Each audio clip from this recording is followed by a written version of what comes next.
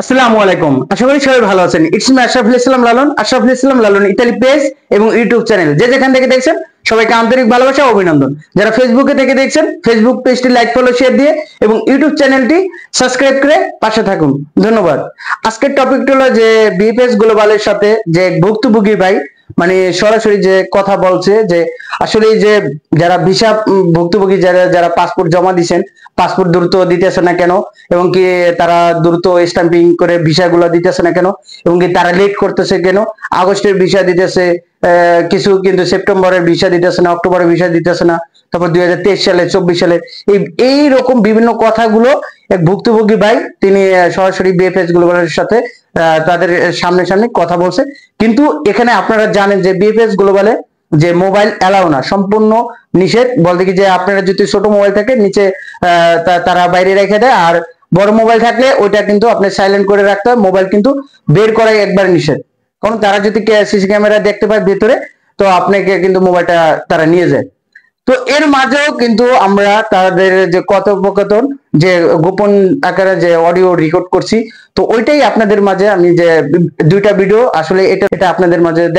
শোনাবো যে আসলে কি কথাগুলো বললো যে আসলে অনেকে আছেন যে ভুক্তভোগী তাদেরকে সবাইকে নিয়ে যে তাদের বিএফএস এ গ্লোবালের যারা প্রতিনিধি আছে তাদের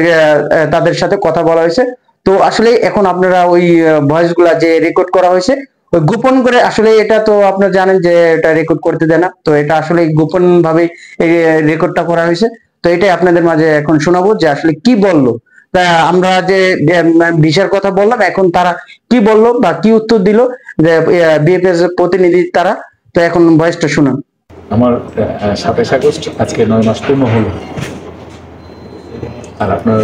মোটামুটি তো কথা কানে গেছে কিছুটা শুনেছি এখন বিষয়টা হচ্ছে যে সবাই মানে মৃত অবস্থায় বিরক্ত ফিনান্সিয়াল লস আপনার সামাজিকতার লস মানসিকতার লস কর্মক্ষমতা লস এই চারটা স্থবির হয়ে যায়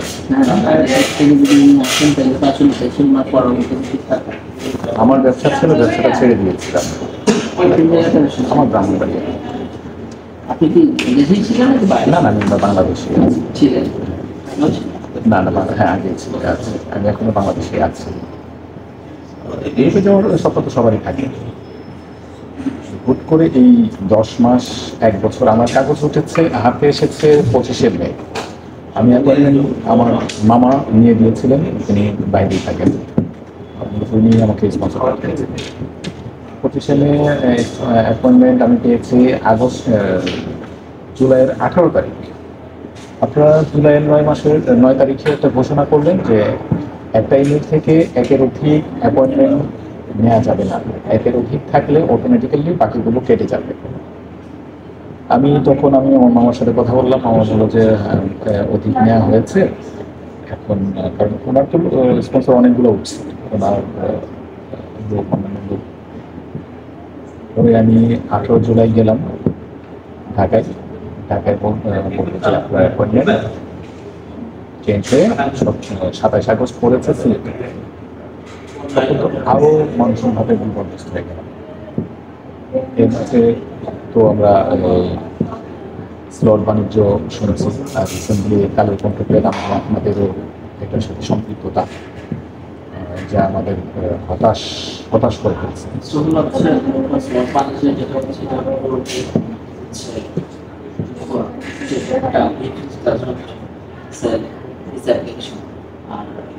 আমাদের যেটা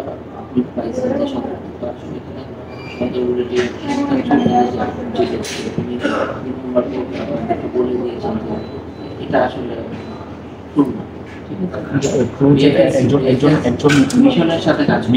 মিসেজের নাম উল্লেখ করে কিন্তু এটা করা হয়েছে আপনার হয় তাহলে সাইবার মামলা কিন্তু আপনি করতে পারছেন বাট আপনারা কিন্তু জানেন তার মানে আপনারা বলবেন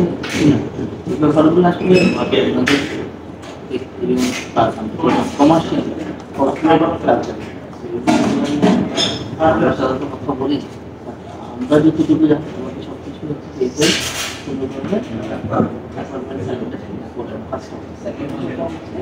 মিশন যখন আমাদের সাথে কাজ করে মিশন এটা মিশন কানাডা মিশন কারণ হচ্ছে তাদের সঙ্গে কাজ করে যখন কাজ করে তখন আসলে আমাদের কাছে আমরা কিছুই রাখতে না যে আপনি যখন সকালে আজকে সকালে আপনি যাবো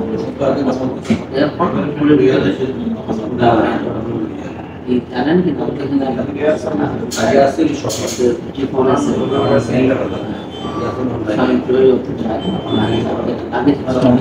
পানি খাওয়ানো যাবে যদি বলেন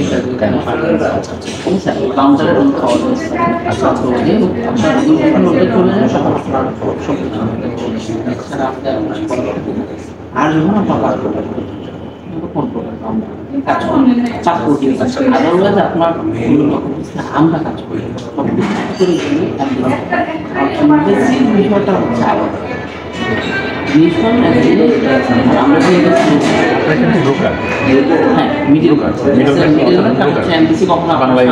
বাংলায় থেকে দালাল আমরা যেহেতু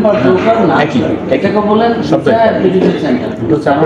আমরা ইতালি এমবিসি আপনার সামনে আসতে চাই না যে নিজের থেকে ভিসা অ্যাপ্লিকেশন সেন্টার খুলতে তাই মনে করে যে আমরা আমাদের বিএফএস গ্লোবাল দিয়ে ভিসা অ্যাপ্লিকেশন সেন্টার এটা হবে, এটাই স্বাভাবিক, আমি ওটাতে যাচ্ছি না। কিন্তু এখন যেহেতু আমার আপনার বসের কাছে আমি যেতে পারছি না,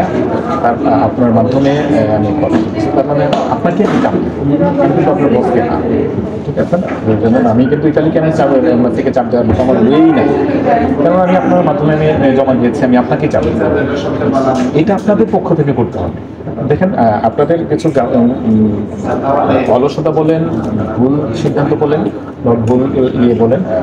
কোনো না মানুষ বিরক্ত হয়ে কিন্তু মানববন্ধন করেছে। এটা কিন্তু পৃথিবীতে দুইটা প্রতিবাদ হচ্ছে সবচেয়ে বড় প্রতিবাদ, একটা হচ্ছে মানববন্ধন আর একটা হচ্ছে অনশন।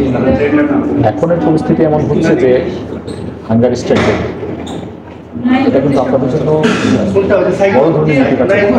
প্রভাবটা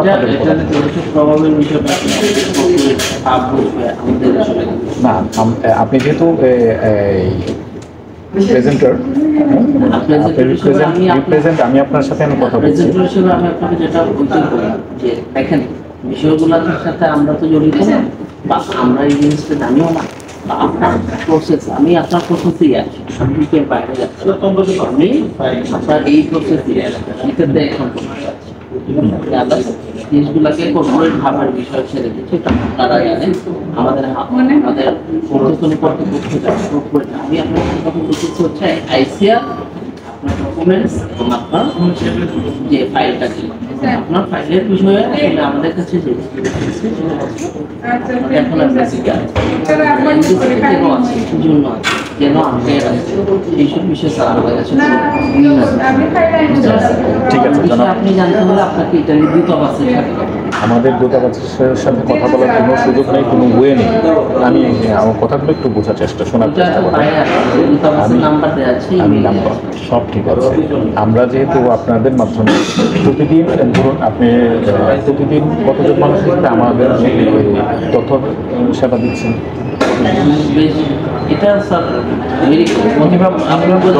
মিনিমাম 10জন হলে তো 5 মাস 10জন অনেক, তাই না? সবাই তো আপনাদের কাছে ডিমান্ড করে, একটা আকাঙ্ক্ষা, প্রত্যাশা, সেক্ষেত্রে সেই বিষয়গুলো কি আপনি আমাদের সাথে কথা বলেছেন? আমাদের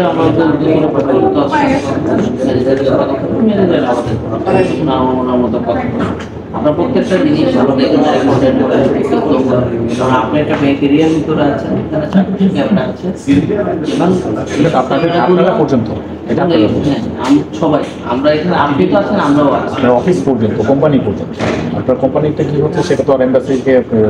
দেখবেন কোনটা যে ক্যামেরা বা আপনাদের না সব কিছু, হ্যাঁ সব দেখবেন, এম্বাসি আমাদের কাছ থেকে সবকিছু নেবে। কাছে তো আপনার শক্তি কম হয়ে আছে, ফর্মে তো বিষয়টা হচ্ছে ওই যে বললাম না, আমাদের প্রত্যেক দিনের কথা আমরা এমবেসি করছি, বাট এমবেসি যদি আমাদের তো আপনার এমবেসি কিছু জিনিসের উপরে আপনারা বলছেন আপনাদের কোনো দায় নেই। আমাদের দায়ের বিষয় তো আমরা বলছি। আপনার কথা হচ্ছে আপনার এখানে দায়কার লিয়াবিলিটিটা তো আমরা লাইবিলিটি আমি এখানে আমি আপনার সাথে এই কথা আমার কথা হচ্ছে যে আপনার প্রতিদিনের কথা আমি আমার ম্যানেজারকে সে ওনার মতো করে আমাদের আমি পাঠাবো আমরা আমাদের মতো পাঠাচ্ছি এটা এমবেসির জন্য নিচ্ছে না বা এমবেসির জন্য আপনার পাসপোর্ট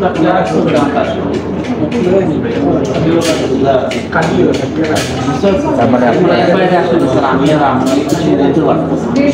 আমি কি আপনার ম্যানেজারের সাথে কথা বলতে পারি?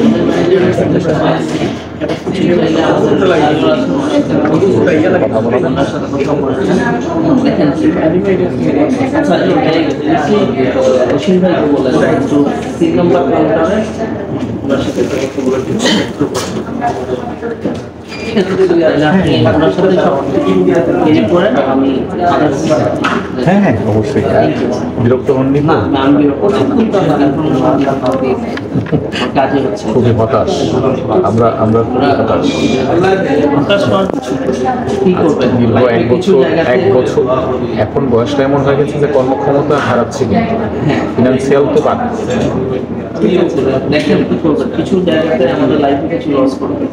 লসটা হচ্ছে আপনার কর্মক্ষমতা, আপনার ফিনান্সিয়াল বলেন সোশিয়ালিজম বলেন, এটা কোনো বিষয় না। বিষয়টা হচ্ছে কর্মক্ষমতা। আপনি যদি ওয়ার্ক করতে না পারেন তাহলে আপনি খাবেন কিভাবে, তাই না?